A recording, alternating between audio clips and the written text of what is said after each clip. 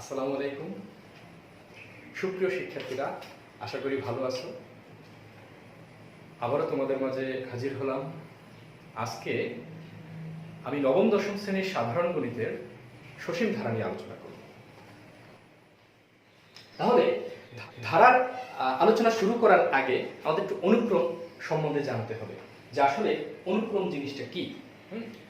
অনুক্রম হলো যে কতগুলো রাশিকে যদি একটি বিশেষ নিয়মে ক্রমান্বয়ে সাজানো হয় এবং প্রত্যেকটি রাশির পূর্ববর্তী এবং পরবর্তী পদের সাথে একটা যদি সম্পর্ক থাকে, তবে তাকে আমরা অনুক্রম বলতে পারি। আবারও রাশিগুলোকে এমনভাবে সাজানো হবে যার পূর্ববর্তী এবং পরবর্তী পদের সাথে একটা বিশেষ নিয়মের সম্পর্ক বিদ্যমান থাকবে, তাকেই আমরা বলতে পারি যে অনুক্রম। এখন অনুক্রমের মাঝে কমা দিয়ে প্রকাশ করতে হয়। যেমন অনুক্রমের পদগুলো যদি আমি লিখি, অনুক্রমের একটা পদ U1, তারপরে U2, U3, U4 dot dot dot dot dot আমরা তারপরে UN লিখতে পারি। প্রত্যেকটা অনুক্রমের পদের মাঝে আমরা কি কমা দিলাম UN, অর্থাৎ n তম পদ সংখ্যা কি n তম n সংখ্যক পদ এই অনুক্রমটিতে বিদ্যমান। তাহলে একটা উদাহরণ হিসেবে আমরা বলতে পারি,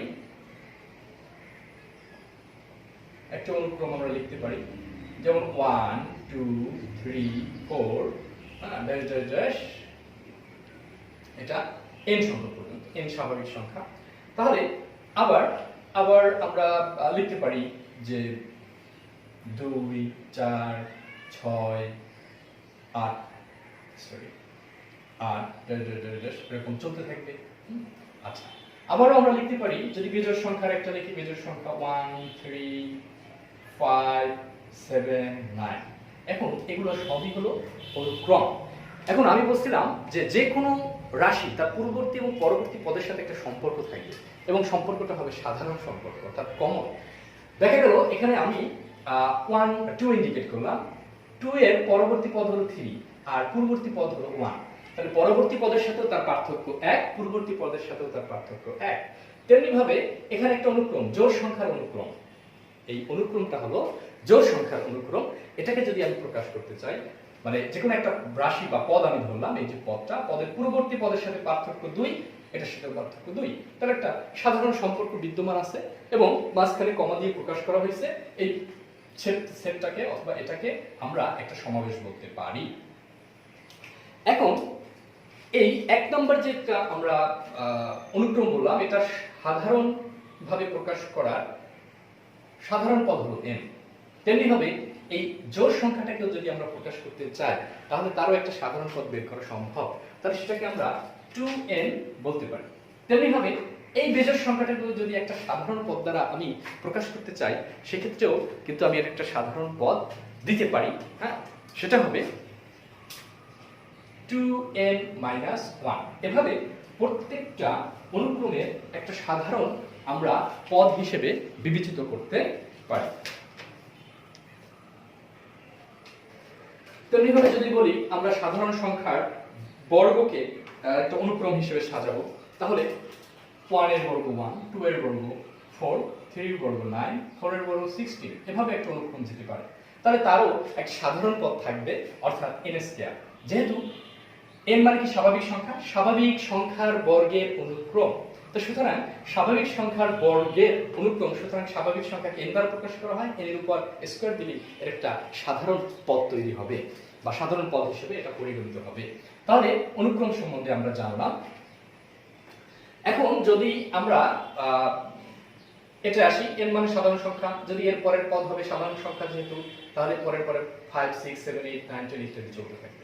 আর যদি এটাতে আসি যে সাধারণ পদ 2n ধরলাম, 2n, এখানে যদি আমি 1 বসাই, n এর মান যদি, n মানে স্বাভাবিক সংখ্যা, n এর মান যদি 1 বসাই, তাহলে প্রথম পদ 2 এসে যাচ্ছে এখানে জোড় সংখ্যা। যদি আমি 2 বসাই n এর মান, তাহলে 2 দুগুণে 4 আসছে, মানে 2 × 2 4 আসছে। আমি যদি 3 বসাই, তাহলে 2 × 3 6 আসছে। এভাবে সকল জোড় সংখ্যা পাওয়া যাবে এবং সকল জোড় সংখ্যার অনুক্রমের সাধারণ পদটি হবে 2n। আচ্ছা শিক্ষার্থীরা, এর পরেরটা দেখো যে যদি বেজোড় সংখ্যার অনুক্রমের সাধারণ পদটাকে আমি 2n মাইনাস হিসেবে অভিহিত করেছি বা লিখেছি, তো এখানে যদি 1 বসাই, 2 × 1 2 - 1, এখানে 1 চলে আসবে। যদি n এর মান এখানে আমি 2 বসাই, 2 ইন্টু 2 4 মাইনাস 1 3 চলে আসবে, 3 চলে আসবে, দ্বিতীয় পদটা চলে আসলো। তৃতীয় পদের জন্য আমরা n এর মান 3 বসাবো, তৃতীয় পদের জন্য n এর মান আমরা কি 3 বসাবো। তাহলে 3 যদি বসাই 2 ইন্টু 3, 2 ইন্টু 3 3 দুগুণে মানে 3 দুগুণে 6, যদি 1 আমরা বিয়োগ করে দেই তাহলে আমাদের 5 আসে, আমরা তৃতীয় পদটা পাচ্ছি। চতুর্থ পদের জন্য 4 হবে, আমরা এখানে ক্যালকুলেশন করে 7 পাবো। পঞ্চম পদের জন্য n এর মান 5 হবে, আমরা ক্যালকুলেশন করে দেখা যাবে এখানে 9 পাবো। তেমনি ভাবে n এর মান যদি 1 ধরি 1, 2 ধরলে 4, 3 ধরলে বর্গ করলে 9 এবং 4 ধরলে বর্গ করলে 16 হবে। তাহলে আমরা অতি সংক্ষেপে অথবা বুঝতে পারলাম যে অনুক্রম জিনিসটা কি। তো আসলে শিক্ষার্থীরা, অনুক্রমটা আমাদের ধারাটা বোঝার জন্য একটু অনুক্রমটা দরকার ছিল, আমরা অনুক্রমটা সংক্ষেপে আলোচনা করলাম। এরপর আসলে আমরা ধারায় চলে যাই যে ধারা জিনিসটা কি। দেখো যে একটা অনুক্রমের পদগুলোর মাঝে পরপর যদি যোগ চিহ্ন দ্বারা আমরা যোগ চিহ্ন বসিয়ে দেই তাহলে অনুক্রমটি আর অনুক্রম থাকবে না, সেটি ধারায় পরিণত হবে। আমরা আবার একটু দেখি যে এখানে আমাদের অনুক্রমের যে পদগুলো ছিল আমরা একটু দেখি, u1, u2, u3, u4, u5 ইত্যাদি ইত্যাদি ছিল। এখন এই যে অনুক্রমে যে এই পদগুলো ছিল মাঝখানে আমার সংজ্ঞায় কি বলছি, একটু আগে যে সংজ্ঞাটা বললাম যে অনুক্রমের পদগুলোর মাঝে পরপর যদি যোগ চিহ্ন দিয়ে দেই কমা উঠিয়ে, তাহলে এটা আর অনুক্রম থাকবে না, ধারা হয়ে যাবে। তাহলে আমরা এখানে কমা না দিয়ে মাঝখানে পরপর কি করলাম, প্লাস দিলাম। প্লাস দেওয়ার ফলে এটা আর অনুক্রম থাকলো না, এটা কি হয়ে গেল, ধারা হয়ে গেল। আচ্ছা, তাহলে ধারা আমরা একটা উদাহরণ হিসেবে দিতে পারি। আমরা এখানে যে উদাহরণগুলো দিছি সেই উদাহরণগুলোর মাঝেই যদি আমরা প্লাস চিহ্ন দিয়ে দেই তাহলে আর সেটা অনুক্রম থাকে না, ধারা হয়ে যায়। যেমন আমরা প্রথমে লিখছিলাম স্বাভাবিক সংখ্যার সেট, তাহলে ওখানে যদি মাঝখানে প্লাস দেই 1 plus 3, 1 plus 2 plus 3 plus 4 plus 5 6 dash dash dash, এটা একটা ধারায় পরিণত হলো। জোড় সংখ্যার যে অনুক্রমটি লিখছিলাম আমরা, স্বাভাবিক জোড় সংখ্যার যে অনুক্রম লিখছিলাম, সেখানে যদি স্বাভাবিক জোড় সংখ্যার মাঝ বরাবর যদি প্রত্যেকটার মাঝে যদি আমি প্লাস চিহ্ন দিয়ে দেই তাহলে এটি আর অনুক্রম থাকে না, এটি একটি ধারা হয়ে যাবে। এবং পরবর্তীটা দেখি 1 প্লাস 3 প্লাস, এটা একটা ধারায় পরিণত হলো, এটাও ধারা হলো। তাহলে আমরা ধারা জিনিসটা বুঝতে পারলাম। এই ধারায় দেখা গেল যে যে কোনো পদ থেকে তার পূর্ববর্তী বা পরবর্তী পদের পার্থক্য কিন্তু সমান, অর্থাৎ একটা সাধারণ অন্তর থাকবে, অথবা কোনো ক্ষেত্রে আবার সাধারণ অনুপাতও থাকতে পারে, সে জিনিসটা আমরা একটু পরেই আসতেছি। তাহলে আমরা অনুক্রম কি এবং ধারা কি এই বিষয় দুটো আমরা জানতে পারলাম। তাহলে এখন আমরা আসি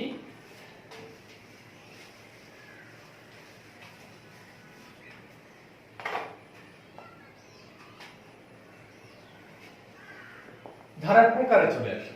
ধারা প্রথমত দুই প্রকার, এটা হলো সসীম ধারা, অসীম ধারা। তাহলে আসো দেখি আমরা সসীম ধারা, তারপরে কি অসীম ধারা।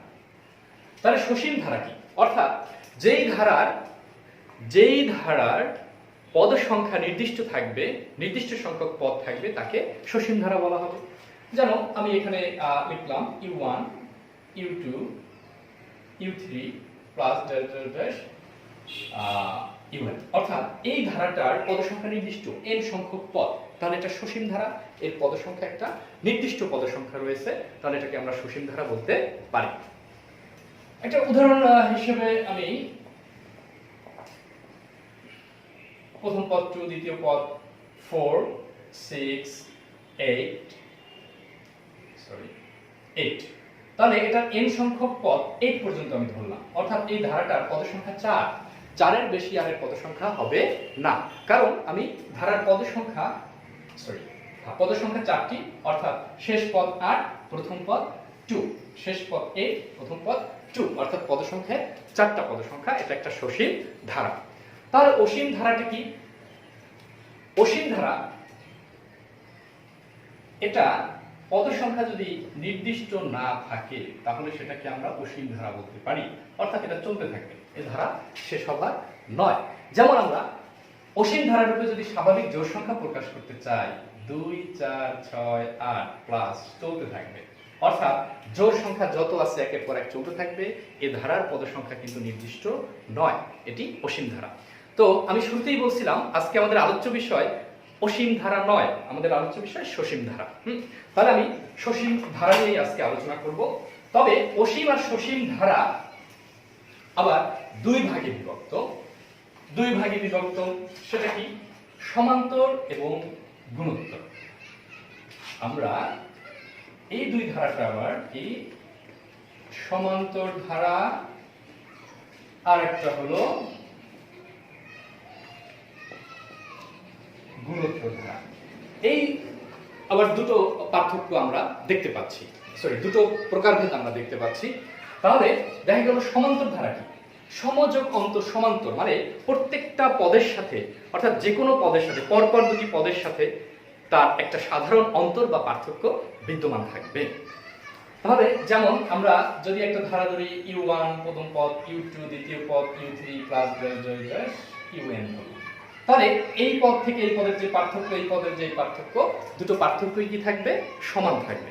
তার একটা উদাহরণ হিসেবে আমরা টেনে নিয়ে আসতে পারি 2 মানে 2 4 6 একটু আগে যেটা লিখলাম প্লাস n সম্পর্ক, অথবা এটাকে আমি যদি এই পর্যন্ত রাখি, এটা একটা সসীম ধারা হয়ে যায়, সসীম ধারা হয়ে যায়।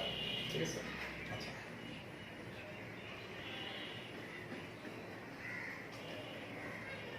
তাহলে যদি দেখি এটার যে কোনো পদ, ধরলাম আমরা পদ সংখ্যা দ্বিতীয় পদ 4 থেকে 2 এর পার্থক্য 2, 4 থেকে আবার 6 এর পার্থক্য 2, আবার 8 থেকে 6, অর্থাৎ প্রত্যেকটা ক্ষেত্রে প্রত্যেকটা পদ থেকে প্রত্যেকটা পদের পার্থক্য একটা নির্দিষ্ট পার্থক্য, সেটা হলো এখানে দেখা যাচ্ছে 2, তাহলে এটা একটা সমান্তর ধারা। আবার গুণোত্তর ধারাটা কি? একটা পদ থেকে আরেকটা পদে যদি সাধারণ একটা অনুপাত বিদ্যমান থাকে তবে আমরা বলতে পারবো এটা কি গুণোত্তর ধারা। যেমন আমরা এখানে যদি বলি 1 ধারা আমি লিখি 2 4 8 16, এই ধারাটায় দেখা যাবে যে কোনো পদ তার পূর্ববর্তী পদের অনুপাত বা ভাগ, তাহলে দেখা গেল 4/2 অনুপাত হলো 2। আচ্ছা, এরপরে যদি আমরা আবার বলি যে 8/4, তাহলে এর অনুপাত হবে কত? 2। তাহলে দেখা গেল প্রত্যেকটার ক্ষেত্রে একটা সাধারণ অনুপাত বিদ্যমান আছে 2, তাহলে এটা একটা গুণোত্তর ধারা। তেমনি ভাবে আরেকটা গুণোত্তর ধারার আমরা উদাহরণ একটু দেই তোমাদের বোঝার সহজার্থে। যেমন হাফ, 1/4, 1/8, 1/16। এখানেও দেখা যাচ্ছে 1/4 কে যদি আমি হাফ দ্বারা ভাগ করি তাহলে হবে হাফ হবে।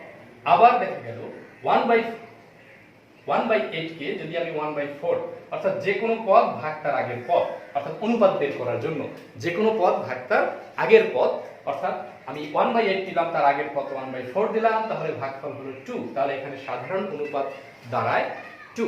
তাহলে এটাও একটা গুণোত্তর ধারা। তো সমান্তর গুণোত্তর ধারা কি আমরা বুঝতে পারলাম। তো আমি আজকে তোমাদের সামনে সমান্তর ধারাটা নিয়ে আলোচনা করব।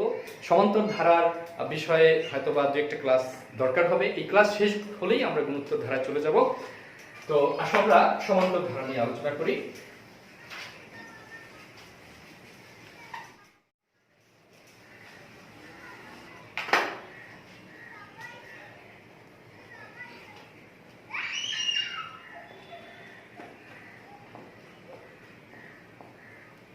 সমান্তর ধারা আগেই বলছি, সমযোগ অন্তর সমান্তর ধারা।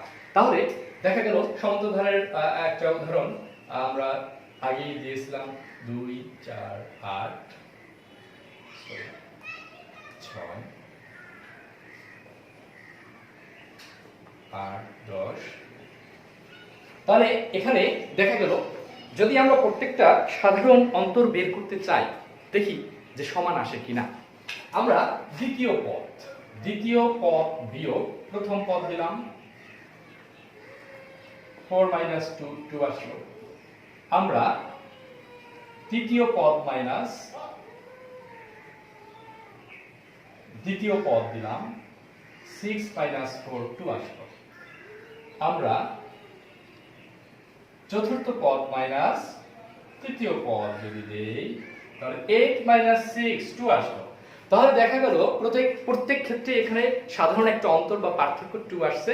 হ্যাঁ, তাহলে এটা একটা নিঃসন্দেহে এটা একটা সমান্তর ধারা। তাহলে সমান্তর ধারা বুঝতে পারছি। এখন সমান্তর ধারার কিছু সূত্র আছে। আমরা সমান্তর ধারার যদি n তম পদ বের করতে হয় বা n তম পদ দরকার হয় সেক্ষেত্রে কিছু সূত্র আছে। সেই সূত্র নিয়ে আলোচনা করে আমরা কিছু অঙ্ক করব আজকে।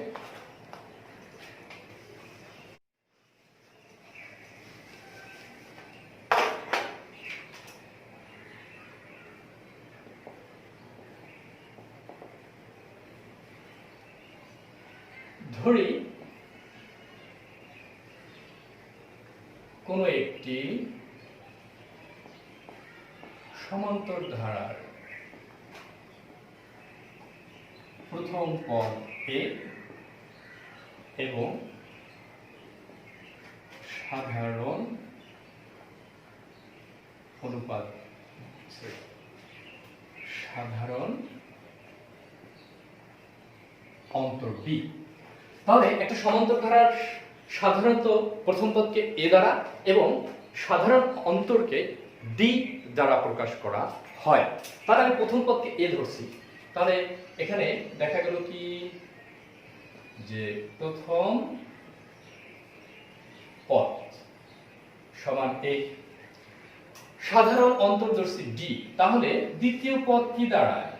অর্থাৎ এর সাথে যদি আমি যদি d যোগ করি তাহলে আমি কি দ্বিতীয় পদ পাচ্ছি, কারণ একটা থেকে আরেকটার পার্থক্য d দেওয়া হয়েছে। তাহলে প্রথম পদ থেকে দ্বিতীয় পদের পার্থক্য হবে d। তাহলে প্রথম পদের সাথে যদি d যোগ করে দেই তাহলে আমরা দ্বিতীয় পদ পাচ্ছি। এভাবে আমি তৃতীয় পদ পেতে হলে প্রথম পদের সাথে অথবা দ্বিতীয় পদের সাথে আবার d যোগ হবে, মানে a প্লাস 2d হবে। এরকম ভাবে যদি আমি চতুর্থ পদ বের করতে চাই a প্লাস এখানে হবে 3d, কারণ এটার সাথে আরেকটা d পার্থক্য যোগ হবে 3d। আচ্ছা, এখন এটাকে যদি আমি একটা সাধারণ পদ হিসেবে প্রকাশ করতে চাই, অর্থাৎ n তম পদের জন্য বের করার জন্য একটা সাধারণ পদ হিসেবে প্রকাশ করতে চাই, তাহলে এটাকে একটু আমি সাজালেই কিন্তু হয়ে যায়। সেটা কিভাবে দেখি আমরা। a নিলাম প্লাস, এটা হলো প্রথম পদ, এটা প্রথম পদ, তাহলে 1 মাইনাস 1 ইনটু কত d। এখানে 1 মানে প্রথম পদের জন্য 1 একতম পদ, আর এই 1 হলো সূত্রের। তাহলে a প্লাস এটা দ্বিতীয় পদ, তাহলে 2 মাইনাস 1 ইনটু d হবে 2 মাইনাস 1 ইনটু d। আচ্ছা, তৃতীয় পদের ক্ষেত্রে আমরা প্রকাশ করতে পারি a plus 3 minus 1 into d। চতুর্থ পদের জন্য a প্লাস 4 মাইনাস 1, চতুর্থ তাই 4 বা 4 হয়েছে। আচ্ছা, তাহলে দেখা গেল আমরা সাধারণভাবে এটাকে প্রকাশ করতে পারি। এভাবে যদি পঞ্চম পদ হয় এখানে 5 হবে, ষষ্ঠ পদের জন্য 6 7 8 9 ইত্যাদি এভাবে dot dot dot dot dot যেতে থাকবে। যেতে যেতে যদি এখন হয় n তম পদ যদি হয় তাহলে a plus n minus 1 into d। তাহলে n তম পদের যে সূত্র বা n তম পদ আমরা a plus n minus 1 d দ্বারা প্রকাশ করতে পারি। তাহলে এতক্ষণ আলোচনার মাধ্যমে আমরা একটা সূত্র প্রতিপাদন বা সূত্রে চলে আসলাম। সেটা কি? যে n তম পদের সূত্র, সমান্তর ধারার n তম পদের সূত্রটা আমি সাইড থেকে লিখি। n তম পদ a plus n minus 1 into d, যেখানে a n d প্রত্যেকটা একটা অর্থ বহন করে। অর্থাৎ a মানে প্রথম পদ একটা ধারার, n মানে পদ সংখ্যা অর্থাৎ ওই ধারাটিতে কতটি পদ আছে, এবং d মানে প্রত্যেকটা পাশাপাশি দুইটা পদের অন্তর। সুপ্রিয় শিক্ষার্থীরা, আমরা সমান্তর ধারার n তম পদ বের করার যে সূত্র শিখলাম, আসলে সেই সূত্রের প্রয়োগে কয়েকটা অঙ্ক করি। তোমাদের পাঠ্য বইয়ের 5 নম্বর অঙ্ক দেখো, 2 মাইনাস 5 মাইনাস 12 মাইনাস 19 ধারাটির সাধারণ অন্তর এবং 12তম পদ নির্ণয় করতে বলছে। তাহলে আসো দেখো আমরা এখানে কি দেওয়া আছে। এখানে ধারাটির প্রথম পদ, বলতো ধারাটির প্রথম পদ কি? ধারাটির প্রথম পদ হলো a সমান 2 এবং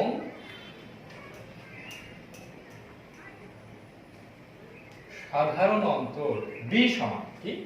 যে কোনো পদ বিয়োগ তার পূর্ববর্তী পদ। অর্থাৎ আমি যদি এখানে -5 নেই, বিয়োগ হবে 2। আমি যদি এখন নিতাম -12 নিতাম, তাহলে তো -5 ব্র্যাকেটে, তাহলে এই প্রত্যেকটারই অ্যান্সার আসতো -7, -7 সেটা প্লাস হয়ে যায়। অর্থাৎ আমি যদি প্লাস নেই, পূর্ববর্তী পদ 2 বিয়োগ করতে হবে, যদি 12 নেই, পূর্ববর্তী পদ 5 বিয়োগ করতে হবে -5, এবং যদি -19 নেই, তাহলে পূর্ববর্তী পদ -12 নিতে হবে। কিন্তু আমরা 2 নিতে পারতেছি না, কারণ 2 এর আগে কোনো পদ নেই। আচ্ছা, তো আবার এখন আমাদের একটা অ্যান্সার চলে আসছে, সেটা হলো ধারাটির সাধারণ অন্তর। ধারাটির সাধারণ অন্তর আমরা বের করে ফেলেছি, সেটা হলো কত? -7। এখন আমরা 12তম পদ বের করব। সেক্ষেত্রে আমরা কি? আমরা জানি n তম পদের সূত্র কত? n তম পদ সমান a plus n minus 1 into d। তাহলে সুতরাং আমাদের পদ চাইছে কত? 12তম পদ সমান আমরা কি বলতে পারি? এখানে 12তম পদ বের করব, তাহলে a মানে কি? প্রথম পদ। প্রথম পদ এখানে আমাদের আছে 2 প্লাস n হলো 12তম পদ, বলছে 12 মাইনাস 1, d এর মান আমরা পেয়েছি -7। 2 11 ইনটু -7, তাহলে কি দাঁড়ায়? প্লাসে মাইনাসে মাইনাস 7 11 77 -75, এটা আমাদের অ্যান্সার হয়ে গেল। তাহলে আমরা অ্যান্সার লিখতে পারি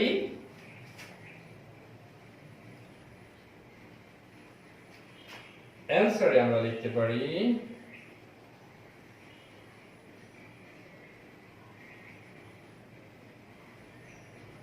সাধারণ অন্তর -7 এবং 12তম পদ -75।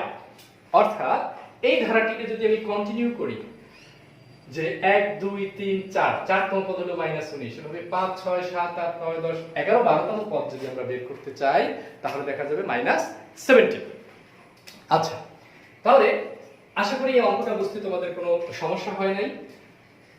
আমরা আরেকটা অঙ্ক করব, আমাদের পাঠ্য বইয়ের 6 নম্বর অঙ্ক। আমরা দেখি সেটা আমাদের কি চেয়েছে।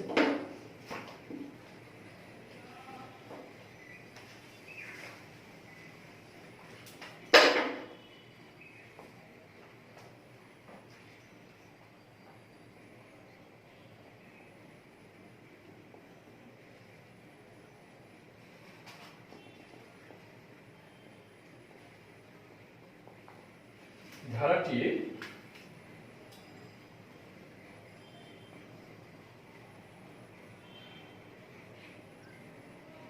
কোন পদ 392।